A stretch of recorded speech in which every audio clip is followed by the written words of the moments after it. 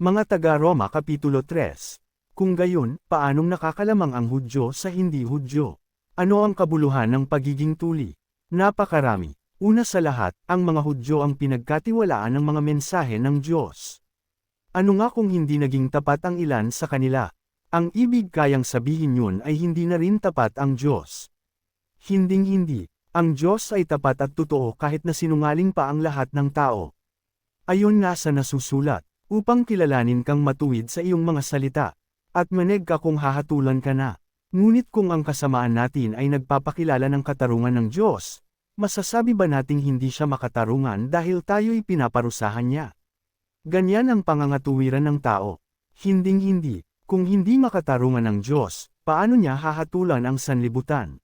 Kung sa pamamagitan ng aking kasinungalingan ay lalong lumilitaw ang kaluwalhatian ng Diyos, sapagkat lalong nakikilala na siya'y tapat, bakit pa niya ako paparusahan bilang isang makasalanan?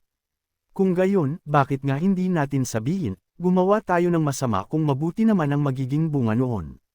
Ganyan daw ang itinuturo namin, sabi ng mga naninira sa amin. Sila'y paparusahan ng Diyos, at iyan ang nararapat. Walang sinumang matuwid. Ano ngayon? Ang kalagayan ba nating mga Hudyo ay mas mabuti kaysa sa mga Hentil? Hindi. Tulad na nga ng aming sinabi, ang lahat ng tao ay makasalanan, maging Hudyo o Hentil man. Ayon sa nasusulat, walang matuwid, wala kahit isa. Walang nakakaunawa, walang naghahanap sa Diyos. Ang lahat ay lumihis ng landas at nagpakasama. Walang gumagawa ng mabuti, wala kahit isa. Parang buka na libingan ang kanilang lalamunan. Pananalita nila'y pawang panlilin lang. Ang labi nila'y may kamandag ng ahas. Puno ng pagmumura at masasamang salita ang kanilang bibig. Sila'y tumatakbo upang pumatay ng kapwa. Parang dinaanan ng salot ang kanilang madaanan. Hindi nila alam ang daan ng kapayapaan. Hindi sila marunong matakot sa Diyos.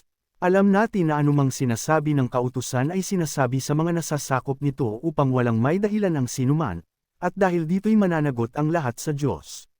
Walang taong mapapawalang sala sa paningin ng Diyos sa pamamagitan ng pagsunod sa kautusan, dahil ang gawain ng kautusan ay ang ipamukas sa tao na siya'y nagkasala.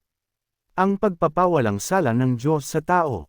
Ngunit ngayon nahayag na kung paano pinapawalang sala ng Diyos ang tao. Hindi ito sa pamamagitan ng kautusan, ang kautusan at ang mga propeta mismo ang nagpapatutuo tungkol dito.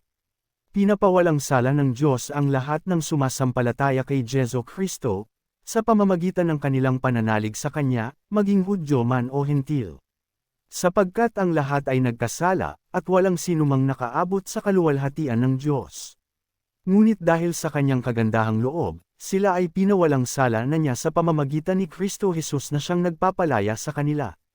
Siya ang inialay ng Diyos bilang handog, upang sa pamamagitan ng Kanyang dugo ay mapatawad ang kasalanan ng lahat ng sumasampalataya sa Kanya. Ginawa ito ng Diyos upang patunayang siya'y matuwid. Noong unang panahon, nagtimpi siya at ipinagpaumanhin ang mga kasalanang nagawa ng mga tao. Ngunit ngayon ay tuwirang ipinapakita ng Diyos na siya'y matuwid at siya ang nagpapawalang sala sa mga sumasampalataya kay Jesus. Kaya't ano ngayon ang ating maipagmamalaki? Wala. At bakit naman tayo magmamalaki? Dahil ba sa ating pagsunod sa kautusan? Hindi. Kundi dahil sa ating pananampalataya kay Kristo. Kung gayon, maliwanag na sa pamamagitan lamang ng pananampalataya mapapawalang sala ang tao, at hindi sa pamamagitan ng pagtupad sa kautusan. Ang Diyos ba'y Diyos lamang ng mga Hudyo? Hindi ba't Diyos din siya ng mga Hentil? Oo, siya'y Diyos din ng mga Hentil, sapagkat iisa lamang ang Diyos. Kapwa niya tatanggapin ang mga Hudyo at mga Hentil dahil sa kanilang pananampalataya sa Kanya. Pinapawalang saysay ba namin ang kautusan dahil sa pananampalatayang ito? Hinding-hindi, sa halip, pinapagtibay pa nga namin ito.